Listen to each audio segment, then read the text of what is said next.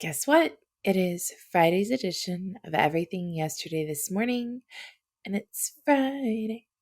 It's casual Friday today. So, I'm going to go ahead and get started. Obviously, the biggest news of the day yesterday was that Kim Kardashian photoshopped Pete Davidson's nose and teeth to appear smaller in a photograph. I'm just kidding.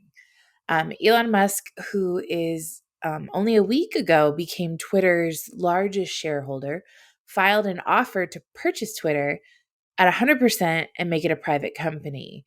I'm not going to read his full statement in the filing. I will link it in the description. But a couple takeaways are that he's offering to purchase Twitter at $54.20 per share, which is almost $10 a share over the current share price. In his filing, Musk said, I invested in Twitter as I believe in its potential to be the platform for free speech around the globe, and I believe that free speech is a societal imperative for a functioning democracy. However, since making my investment, I now realize the company will neither thrive nor serve this societal imperative in its current form. Twitter needs to be transformed as a private company. And he wraps up the statement by saying, Twitter has extraordinary potential. I will unlock it. So far, the meltdown has been, it's just been epic.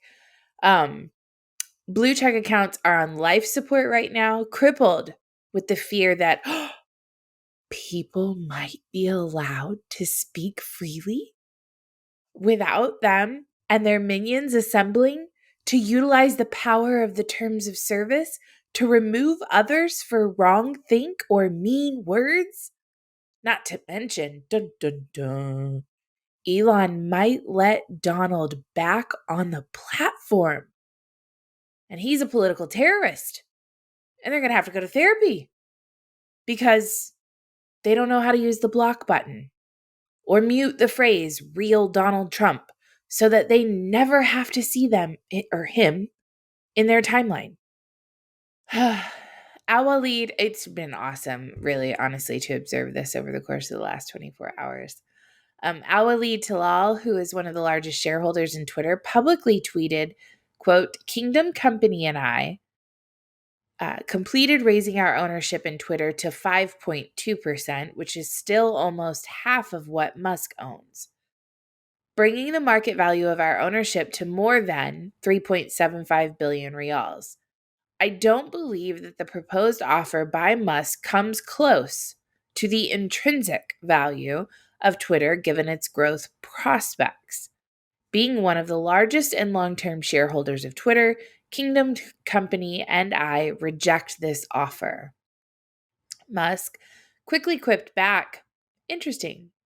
Just two questions, if I may. How much of Twitter does the kingdom own directly and indirectly?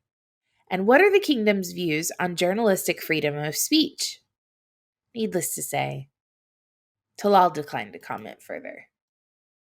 Here's my take. The board is to act in the fiduciary interest of its shareholders. Turning down this offer is contrary to that. On one hand, money is money. On the other, virtue signaling has become the monetary equivalent to these culture warriors. I'm not sure that they're above losing money and potentially bankrupting the company in exchange for not allowing their culture and environment to change. I sat on a space yesterday where one of the original developers for Twitter was talking about how Elon Musk and the rumors about how he runs Tesla. And they're like, did you know that he will walk down the hallway and if you have done something wrong, he will berate you for that and fire you? And this notion that a business owner holds expectations that its employees are going to perform the tasks that are given and be held responsible for that, and that's a bad thing. It was a really interesting conversation to sit in on. I'll talk more about it tonight on Liberty Happy Hour on Twitter if you guys want to join us. So, I know there's more important things going on in the world. There are still only 7 people that control all of your money, and all of our farmland is being sold to Bill Gates in China. But this entertainment has been a decent reprieve. I will close with 2 final points and move on to the next subject.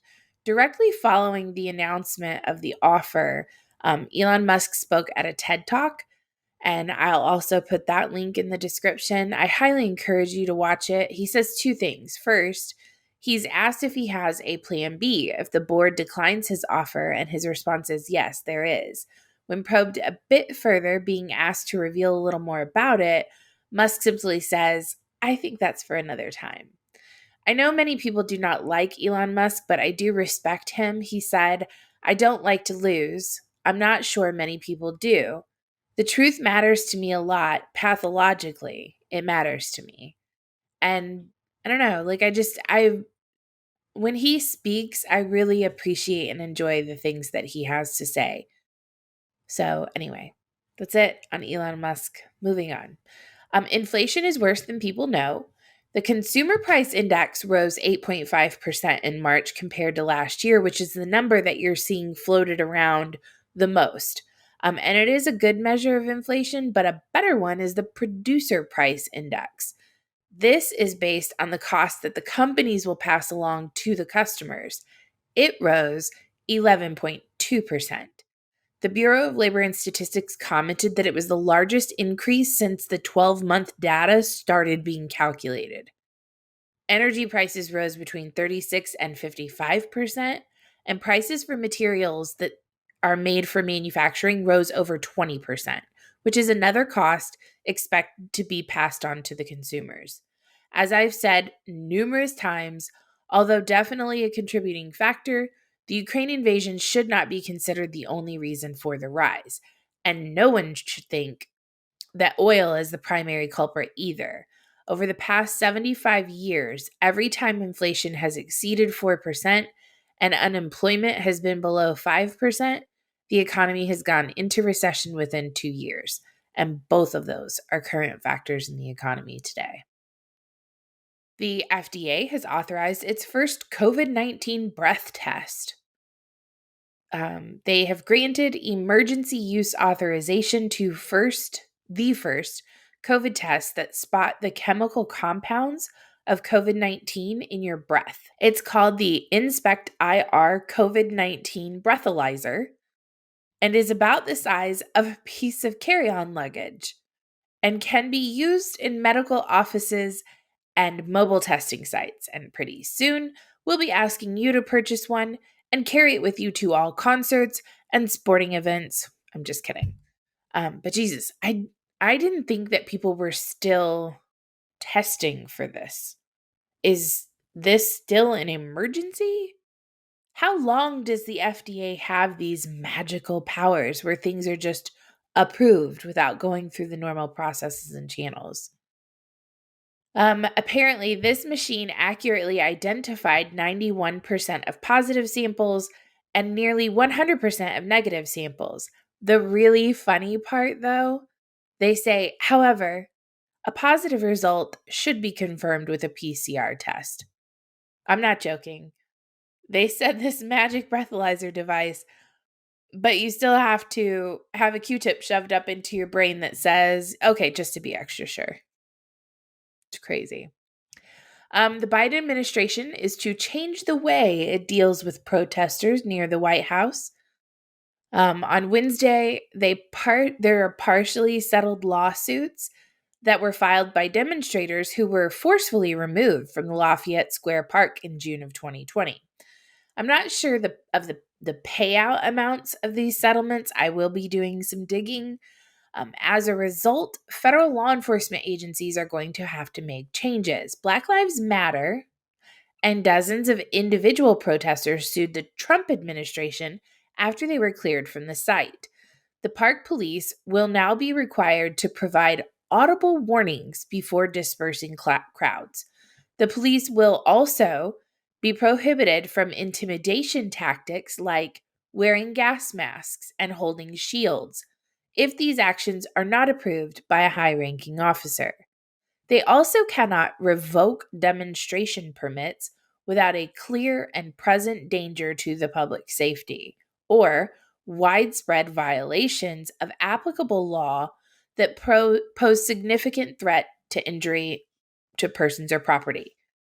These people were burning down hundreds of year old churches, bashing windows in, and spray painting and destroying cities all over the country. I'm not entirely sure how the decision to clear them is not in conjunction with these new rules, but apparently,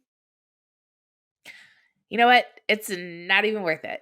Interestingly, though, another concession was made in the settlement, and the Biden administration agreed to modify Secret Service policy to underscore that use of force and dispersals does not provide blanket grounds for use of force countermeasures, crowd dispersal, or declaration of an unlawful assembly.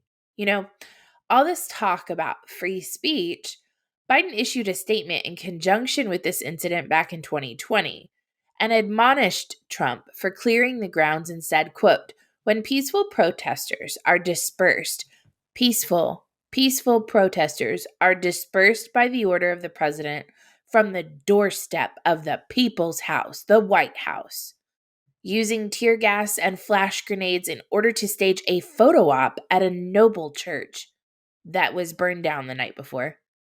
We can be forgiven for believing that the president is more interested in power than in principle. Later, after an inspector general investigation, it was found that the park police didn't clear the park so that the White House could stage the photo. It was scheduled in order to make room for a security vendor who needed access to the White House grounds. And yet, the lie persists in print and otherwise. That is your Friday edition of Everything Yesterday This Morning.